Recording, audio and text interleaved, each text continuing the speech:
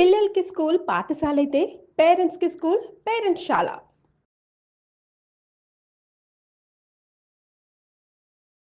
వాగర్థావివ సంపృక్తౌ వాగర్థ ప్రతిపత్తయే జగతః పితరౌ వందే పార్వతీ పరమేశ్వరౌ. ఆదిత్యాయ చ సోమాయ మంగళాయ బుధాయ చ గురుశుక్ర శనిభ్యశ్చ రాహవే కేతవే నమః.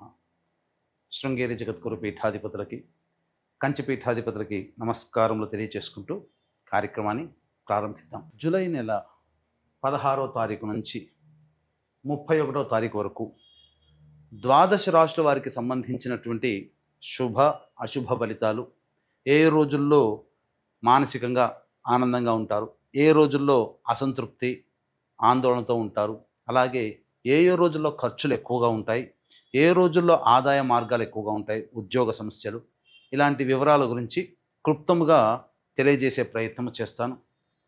కాబట్టి వీక్షించేటువంటి ప్రేక్షకులకి చిన్న గమనిక, మీరు మీ యొక్క జన్మ నక్షత్రం ఏదైతే ఉంటుందో ఆ నక్షత్రం ప్రకారం ఉన్నటువంటి రాశినే మీరు పరిగణనలోకి తీసుకోవాలి. నామ నక్షత్రం పేరు మీద ఉన్నటువంటి రాశిని తీసుకోకూడదు. జన్మ నక్షత్రం లేని వాళ్ళు నామ నక్షత్రం పేరు మీదనే చూసుకోవాలి. పైగా చాలామంది సన్ జొడాయిక్ సైన్ అంటే ఈ మంత్ నుంచి ఈ మంత్ మధ్యలో పుట్టినటువంటి వాళ్ళు ఒక రాశికి చెందుతారని చెప్పి సూర్యమాన సిద్ధాంతం ప్రకారం ఉంటుంది. అది ఈ చెప్పబోయేటువంటి ఫలితాలకి అది ఏమాత్రం కూడా సరిపోదు. అది విషయాన్ని గమనించుకొని చూసుకోవాలి. కాబట్టి జన్మ నక్షత్రము, జన్మ రాశి లేదా ఈ రెండు లేకపోతే నామ నక్షత్రము, నామరాశి మీద ఉన్నటువంటి వివరాలనే మీరు ఆ రాశి ప్రకారమే చూసుకుంటే మీకు రమారమిగా మీ ఈ చెప్పబడిన ఫలితాలు మీకు సరిపోతాయని చెప్పవచ్చు. ఇక కార్యక్రమంలోకి బయలుదేరదాం. జూలై 16వ తారీఖు నుంచి 31వ తారీఖు వరకు వృషభ రాశిలో జన్మించినటువంటి వారికి ఏ విధంగా ఉండబోతుందో క్లుప్తంగా తెలుసుకునే ప్రయత్నం చేద్దాం. ఈ వృషభ రాశి వారికి శుక్రగ్రహ సంచారం ఈ నెల అంతా కూడా శుభమైనటువంటి స్థితిలో ఉన్నటువంటి కారణం చేత విలువైనటువంటి వస్తువులు, సామాగ్రులు, దుస్తులు హుందాగా కనబడడం కోసం బంగారు ఆభరణాలు స్త్రీ పురుషులు ఎవరైనా కానీ కొనుగోలు చేసే అవకాశం ఉంటుంది. ఆనందంగా మంచి చక్కటి దాంపత్య సౌఖ్యంలో ఉంటారు. ఎవరితోనైనా కానీ విభేదాలు వచ్చినా అవన్నీ కూడాను రాశ్యాధిపతి శుభస్థానంలో ఉన్నటువంటి కారణం చేత మంచి శుభ ఫలితాలు పొందుతారని చెప్పవచ్చు. గురుడు కూడా శుభస్థానంలోనే సంచరిస్తున్నటువంటి కారణం చేత చక్కగా అనుకున్నటువంటి పనులన్నీ కూడా పూర్తి చేసుకోగలుగుతారు. ముఖ్యంగా ధనపరమైనటువంటి సమస్యల్ని మీరు అధిగమించగలుగుతారని చెప్పవచ్చు. పెద్దల యొక్క ఆశీర్వచనం సంపూర్ణంగా ఉండడం, ప్రధానంగా 27వ తారీఖు తర్వాత అనుకున్నటువంటి పనులలో కదలిక, మంచి స్థితిగతులు ఈ మాసాంతంలో మీరు ఎక్స్పెక్ట్ చేయొచ్చు అని చెప్పవచ్చు. ఇక రవి సంచార ప్రభావం సంపూర్ణంగా అనుకూలంగా ఉన్నటువంటి కారణం చేత నిరుద్యోగస్తులకి చక్కటి ఉద్యోగ అవకాశాలు పెరుగుతాయి. అలాగే ఆల్రెడీ ఉద్యోగం చేస్తున్నటువంటి వాళ్ళకి ప్రమోషన్స్తో కూడుకున్నటువంటి బదిలీలు కానీ, లేదా మంచి శుభవార్తలు కానీ, లేదా ఇతర ఉద్యోగంలో అనగా వేరే సంస్థల్లో పనిచేయాలనుకున్నప్పుడు అవకాశాలు వస్తాయని చెప్పవచ్చు. అయితే బుధగ్రహ సంచారమే అనుకూలంగా లేని కారణం చేత ముఖ్యంగా వ్యాపారస్తులు ఎవరైతే ఉంటారో జాగ్రత్తలు పాటించండి. వ్యాపారములు అంత సజావుగా సాగవు. అంతేకాకుండా పెట్టుబడి పెట్టడానికి కూడా ఇది సమయం అనుకూలంగా కాదు. అలాగే స్టాక్ మార్కెట్స్లో కానీ, వ్యాపారంలో పెట్టుబడి పెట్టి విస్తరించడం కానీ ఇవన్నీ కూడాను అనుకూలమైన సమయంలో కాదు. బుధగ్రహం అనుకూలంగా లేదు. కావున జాగ్రత్తలు పాటించండి. ముఖ్యంగా పరిచయస్తుల పట్ల అంటే కొత్తగా వ్యాపారం చేసుకున్నటువంటి వాళ్ళకి కొత్తగా వ్యాపారస్తులు ఎవరైనా పరిచయం అయినప్పుడు వాళ్ళ పరిచయం పట్ల జాగ్రత్తలు పాటించండి. నూతన వ్యక్తుల పరిచయం కాస్త జాగ్రత్తలు పాటించాలని చెప్పవచ్చు. ఇక ఈ కుజుడు అర్ధాష్టమ దోషము, అలాగే కేతు కూడా అర్ధాష్టమ దోషం ఉండడం వలన ఏ పని చేసినా ఈ వృషభ రాశిలో జన్మించినటువంటి వారికి ప్రధానంగా సంతృప్తి అనేటువంటిది ఉండదు. ముఖ్యంగా జాగ్రత్తలు పాటించాలి. వాహనాన్ని నడిపేటప్పుడు జాగ్రత్తలు పాటించాలి. తల్లిగారి ఆరోగ్యం పట్ల శ్రద్ధ వహించాలని చెప్పవచ్చు. విలువైనటువంటి ఆస్తులని చేజార్చుకునే అవకాశం కానీ, లేదా వాహన మార్పు, గృహ మార్పు కానీ గోచరమవుతుందని చెప్పవచ్చు.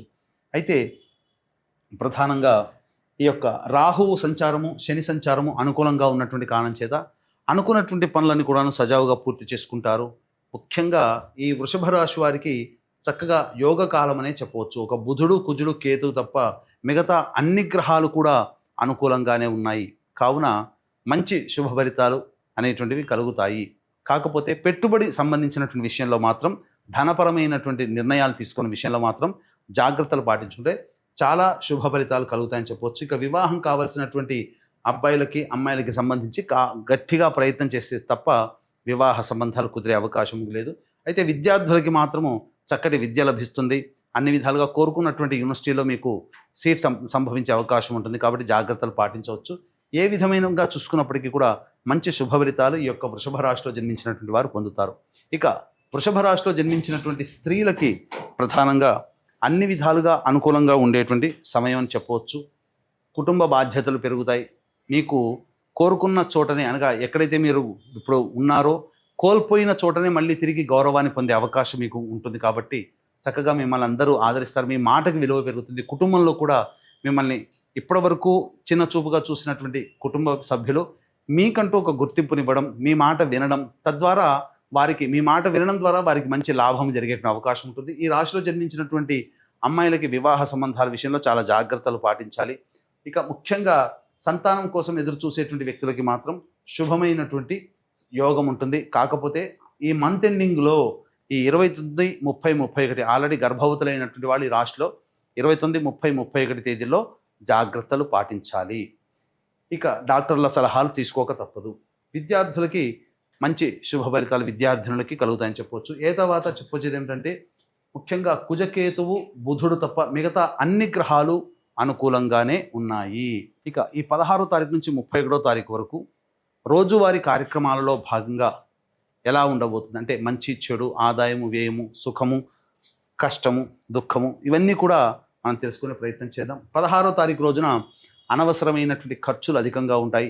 ఏ పని చేసినప్పటికీ కూడా కలిసి రాకపోవడం, మానసిక ప్రశాంతత అనేటువంటిది లేకపోవడం, తద్వారా ఒక జిగ్జాగ్ లాగా ఉంటుంది. అనవసరమైనటువంటి ప్రయాణాలు చేయాల్సినటువంటి పరిస్థితి. ఇక 17, 18వ తారీఖులో కనుక చూసుకున్నట్లయితే పెండింగ్లో ఉన్నటువంటి పనులన్నీ కూడా పూర్తి చేసుకుంటారు. అలాగే విందులు వినోదాల్లో కుటుంబ సభ్యులతో పాల్గొంటారని చెప్పవచ్చు. శుభమైనటువంటి యోగాలతో గలుపుతారు. ధన ప్రవాహం కూడా చాలా చక్కగా ఉంటుంది. బాధ్యతని కంప్లీట్ చేసుకున్నామనేటువంటి యొక్క సంతృప్తితో ఉంటారని చెప్పవచ్చు. ఇక 19, 20 ఈ తేదీలలో ధనపరమైనటువంటి విషయంలో జాగ్రత్తలు పాటించాలి. పెద్దలతో వాగ్వివాదాలు పనికిరాదు. కాస్త ఇంటి పెద్దలని మనస్సుని గాయపరుస్తారు. కాబట్టి జాగ్రత్తలు పాటించండి. అలాగే కుటుంబ సభ్యులతో కూడా మీరు చాలా లౌక్యంతో వ్యవహరించాలి. ధన ప్రవాహం ఉన్నప్పటికీ ఖర్చులు కూడా అంతే విధంగా ఎక్కువగా ఉంటాయని చెప్పవచ్చు.